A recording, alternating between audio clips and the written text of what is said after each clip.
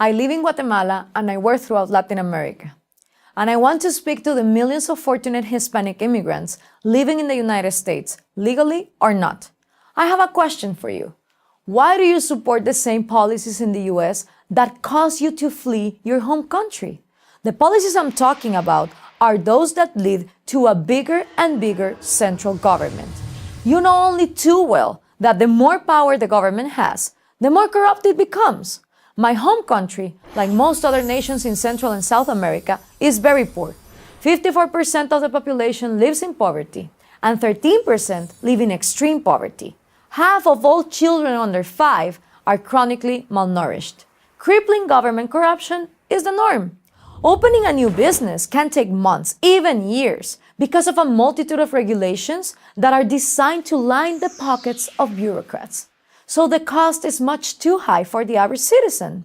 Quite simply, unless you're politically connected in Guatemala, you probably want to leave. And in the last 20 years, many Guatemalans have left. Or to put it more honestly, they fled. The fortunate ones reached the United States, the freest and wealthiest nation in human history. There are at least 1 million Guatemalans living in the US. Nearly every Mexican and Central and South American immigrant in the United States, whether they immigrated legally or illegally, moved or fled to the US for the same reasons: economic opportunity and the freedom to shape their own lives. In short, you came to the United States to participate in what Americans call the American dream. But have you ever asked yourself, why is the United States so free, so much less corrupt, and so much more affluent than any Latin American country? The answer lies first and foremost in the unique American belief in limited government. Why?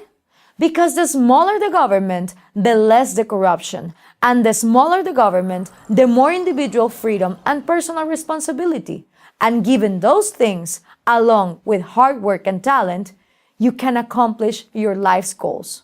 So back to my question, why would you support policies that keep expanding the power of the government when they are the very policies that doom your home countries?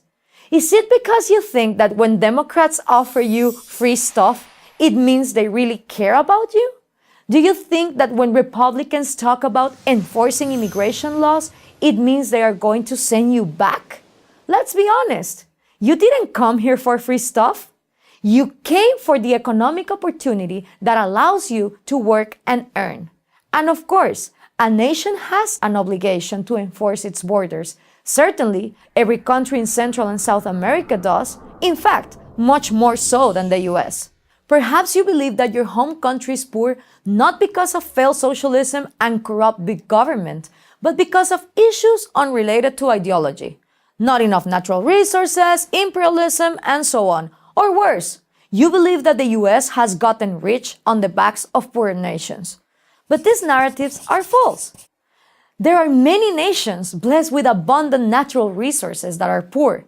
And they are poor overwhelmingly because of corrupt governments and policies that destroy incentives to produce.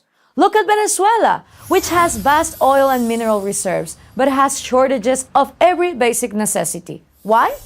Because of socialist policies, because of those same deceiving politicians who promise to fight for the people and give you free stuff.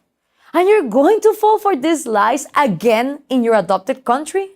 Do you think by electing politicians who will fight for the people, fight for social justice, and raise taxes on the 1% who are exploiting the wealth of the 99% that you will get ahead? In other words, will you support the same policies and vote for the same types of politicians here who made such a mess back home? The United States became wealthy because its government stayed out of the way of its citizens. The more power you give to the government, the less power you have to control your own life. Prosperity and opportunity diminish as government grows. So why did you, like so many of my fellow Guatemalans, come to the US? Because your society was broken. You chose to make a new life in the United States. You could have gone to another Latin American country with a similar culture and the same language as your home country, but you didn't.